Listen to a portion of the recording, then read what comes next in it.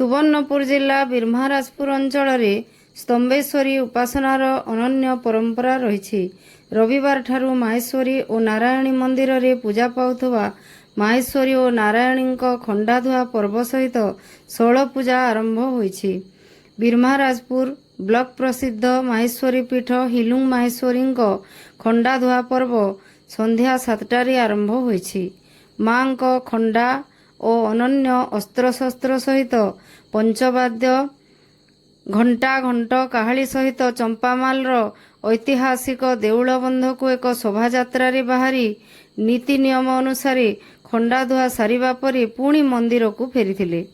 ଆଜିର ଏହି ଖଣ୍ଡାଧୁଆ ପର୍ବରେ ମାହେଶ୍ୱରୀ ପୂଜକ ସନ୍ତୋଷ ଦେହୁରୀ, ଚୈତନ୍ୟ ଦେହୁରୀ, ପ୍ରିୟବ୍ରତ ଦେହୁରୀ, ରଘୁ ଦେହୁରୀ ଓ ଅନ୍ୟାନ୍ୟ ସେବାୟତମାନେ ନୀତିକାନ୍ତି କରିଥିବା ବେଳେ ଗାଁର ଗୌଁତିଆ ସତ୍ୟନାରାୟଣ ସିଂ ଛେରା ପହଁରା କାର୍ଯ୍ୟ କରିଥିବା ବେଳେ ପୃଥ୍ୱୀରାଜ ସିଂ, ଗୋପାଳ ସିଂ, ବିକ୍ରମ ସିଂ, ସୂର୍ଯ୍ୟନାରାୟଣ ସିଂ, ସୀତାରାମ ମହାକୁଡ଼ ଗ୍ରାମବାସୀ ପାରମ୍ପରିକ ବାଡ଼ି ଖେଳ, ସମର କଳା ମାଧ୍ୟମରେ ଗ୍ରାମବାସୀ ସାମିଲ ହୋଇଥିଲେ।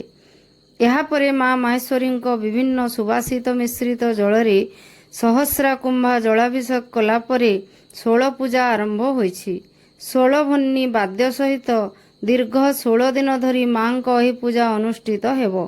ଦୁର୍ଗାଷ୍ଟମୀ ବା ଭାଇଜୁଁତିଆ ଦିନ ମା ମାହେଶ୍ୱରୀ ଶତାଧିକ ଛତିଛତ୍ର ସହିତ ପାରମ୍ପରିକ ବାଡ଼ି ଖେଳ ସହିତ ମହାଆଦିକୁ ସ୍ନାନ ପାଇଁ ଯାଇଥାନ୍ତି।